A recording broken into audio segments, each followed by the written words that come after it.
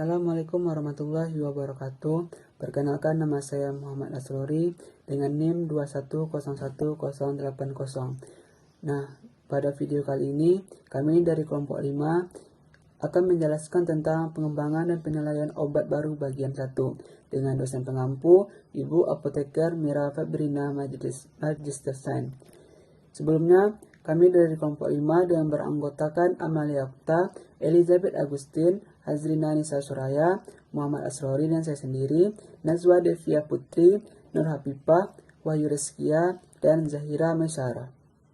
Assalamualaikum warahmatullahi wabarakatuh. Perkenalkan, nama saya Amalia Okta dengan NIM 2101057. Di sini saya akan menjelaskan mengenai pendahuluan.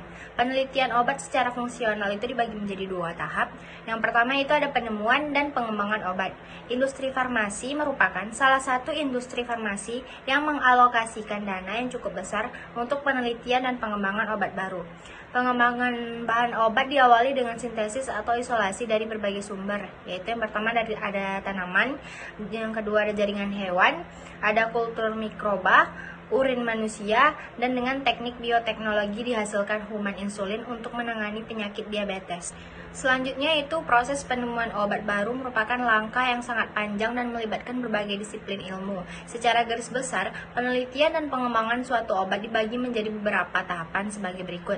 Yang pertama itu ada sintesis dan screening molekul, yang kedua ada studi pada hewan percobaan, yang ketiga ada studi pada manusia yang sehat, yang keempat ada studi pada manusia yang sakit, yang kelima ada studi pada manusia yang sakit dengan populasi perbesar, yang terakhir yaitu ada studi lanjutan atau post marketing surveillance. Selanjutnya yaitu ada uji praklinik.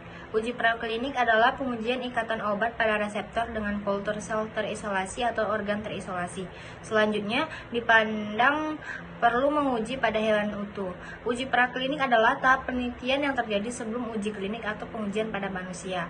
Uji praklinik memiliki satu tujuan utama, yaitu mengevaluasi keselamatan produk baru.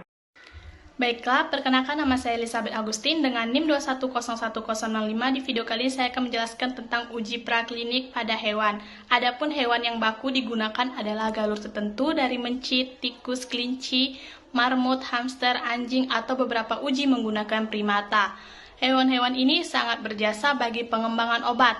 Hanya dengan menggunakan hewan utuh dapat diketahui apakah obat tersebut menimbulkan efek toksik pada dosis pengobatan atau obat tersebut aman untuk digunakan.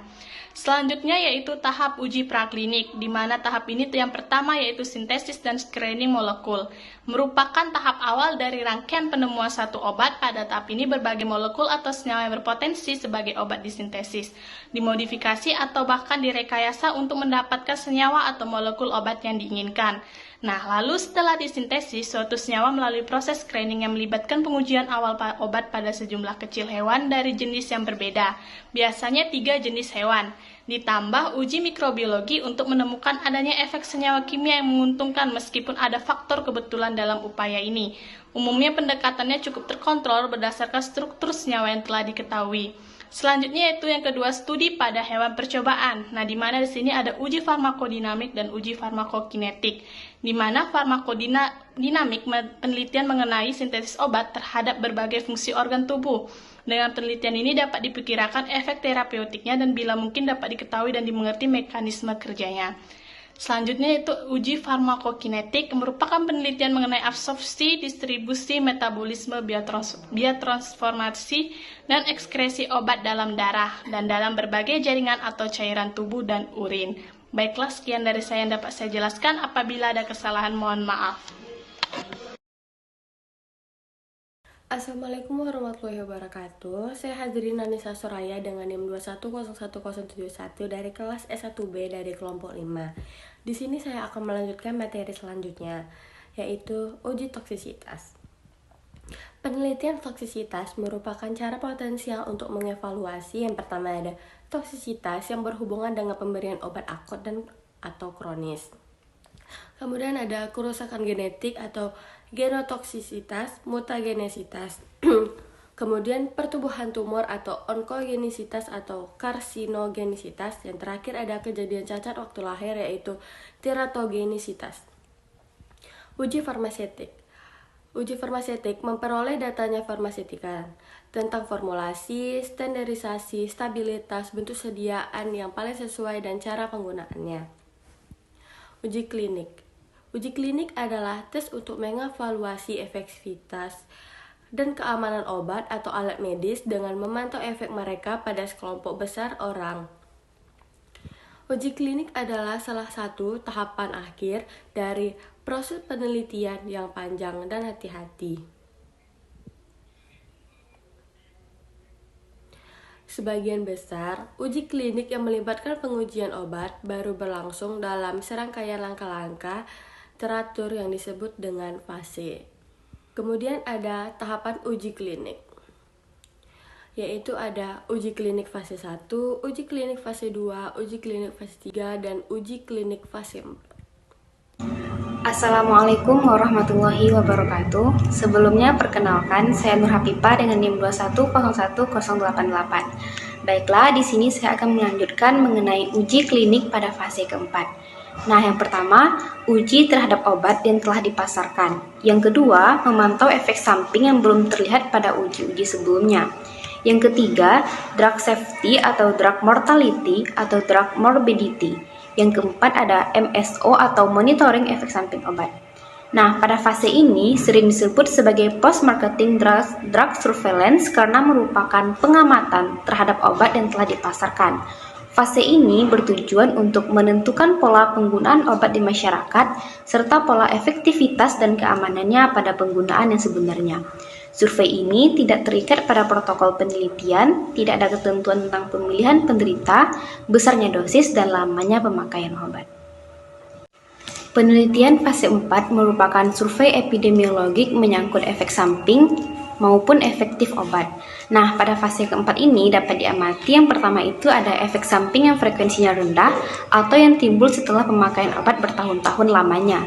Yang kedua, efektivitas obat pada penderita berpenyakit berat atau berpenyakit ganda, penderita anak atau usia lanjut, atau setelah penggunaan berulang kali dalam jangka panjang.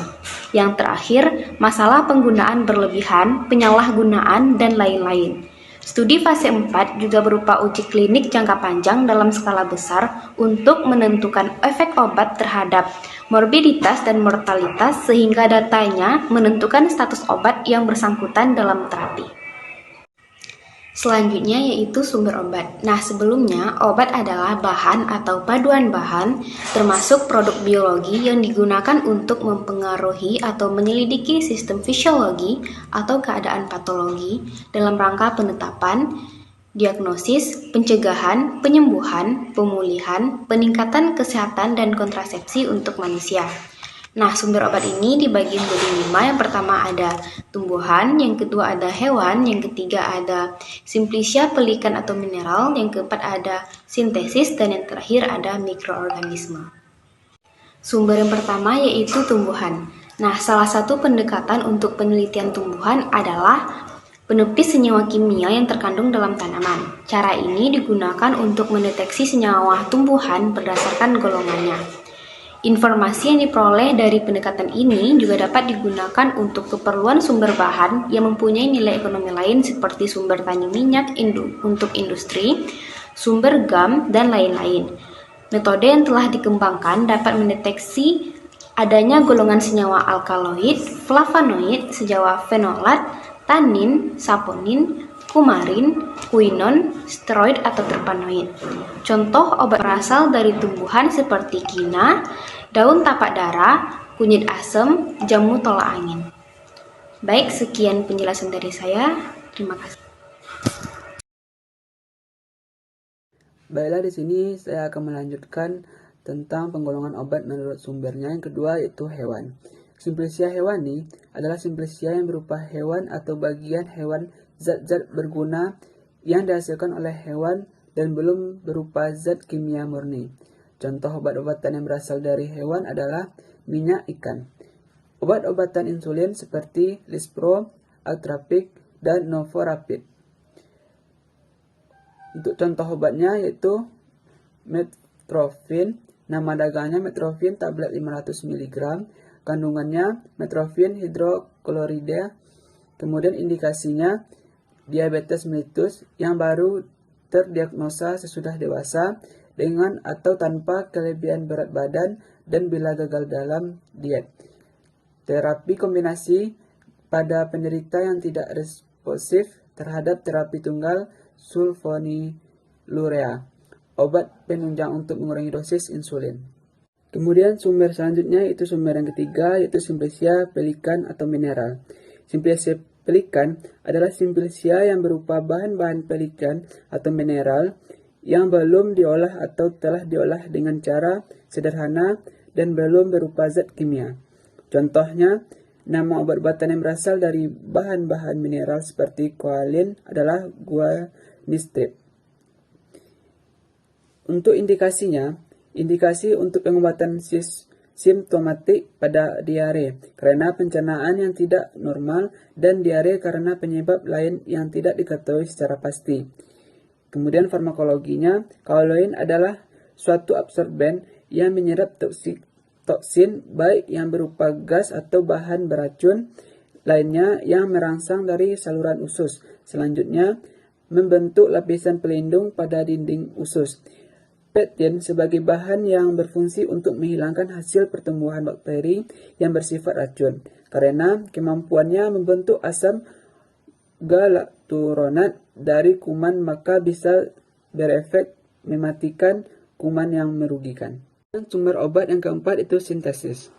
Obat sintesis adalah obat-obatan yang berasal dari tumbuhan atau hewan yang diproses secara kimiawi untuk diambil zat aktifnya.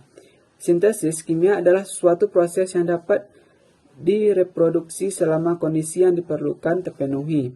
Adapun contoh obat sintesis adalah obat-obatan analgetik dan antipiretik seperti Panadol, Bodrexin, aspirin, Sanmol, paracetamol, dan asam mefenamat. Contohnya, asam mefenamat, nama dagang, mefinal atau sanbe, mefetan atau kalbe. Untuk indikasinya, meredakan nyeri sampai sedang sehubungan dengan sakit kepala, sakit gigi, dysmenorrhea primer, termasuk nyeri trauma, nyeri otot, dan nyeri sesudah operasi. Selanjutnya yaitu mikroorganisme atau mikroba. Antibiotik adalah suatu senyawa organik yang dihasilkan oleh suatu mikroorganisme yang dapat menghambat atau mematikan mikroorganisme lain. Beberapa antibiotiknya ada penisilin, streptomycin, cefalosporin, tetrasiklin, tetramycin, bacitrocin, neomycin, dan ampicillin. Contoh obat antibiotik ada amoxicillin, nama dagangnya Amoxan atau Sanbe Pharma, Kalmoxilin atau Kalbe Pharma, Topsilin atau Dankos, Robamox atau Kombi Pharma, dan Mosigra atau Graha Pharma, dan masih banyak lagi. Indikasinya, infeksi saluran pernafasan kronik dan akut seperti pneumonia, bronkitis, dan laringitis. Infeksi saluran cerna seperti disentri basilar, infeksi saluran kemih seperti gonoretidak, terkomplikasi, uretris, sistis, dan pyelonephritis. Dan yang terakhirnya tuh ada infeksi lain seperti septikemia dan endokardit. Selanjutnya itu ada obat tradisional yang terbagi lagi menjadi obat herbal terstandar atau OHT, ada jamu dan fitofarmaka. Obat tradisional adalah obat-obatan yang diolah secara tradisional, turun-temurun, berdasarkan resep nenek moyang, adat istiadat, kepercayaan, atau kebiasaan setempat, baik secara magic maupun pengetahuan tradisional.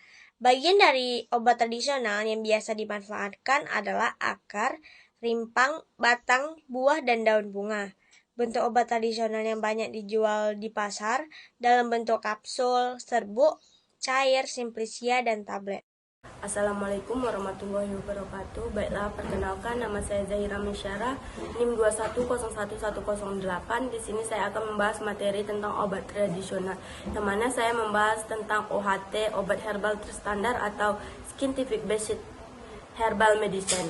Itu adalah sediaan obat bahan alam yang telah dibuktikan keamanan dan khasiatnya secara ilmiah dengan uji praklinik dan bahan bakunya telah distandarisasi. Adapun kriteria dari obat herbal terstandar ini, yang pertama, aman sesuai dengan persyaratan yang ditetapkan. Kedua, klaim khasiat dibuktikan secara alamiah ataupun praklinik. Yang ketiga, telah dilakukan standarisasi terhadap bahan baku yang digunakan dalam produk jadi. Yang terakhir, dia memenuhi persyaratan mutu yang berlaku. Yang terakhir, fitofarmaka atau chemical based herbal medicine. Fitofarmaka ini berasal dari bahasa Yunani yang mana fito yang berarti tanaman dan farmako yang berarti obat. Fitofarmaka adalah sediaan obat bahan alam yang telah dibuktikan keamanan dan khasiatnya secara ilmiah dengan uji praklinik, uji teknologi, farmasi, dan uji klinik. Adapun kriteria fitofarmaka ini, yang pertama, aman sesuai dengan persyaratan yang ditetapkan. Yang kedua, klaim khasiat dibuktikan berdasarkan uji klinik. Yang ketiga, telah dilakukan standarisasi terhadap bahan baku yang digunakan dalam produk jadi. Adapun yang terakhir, memenuhi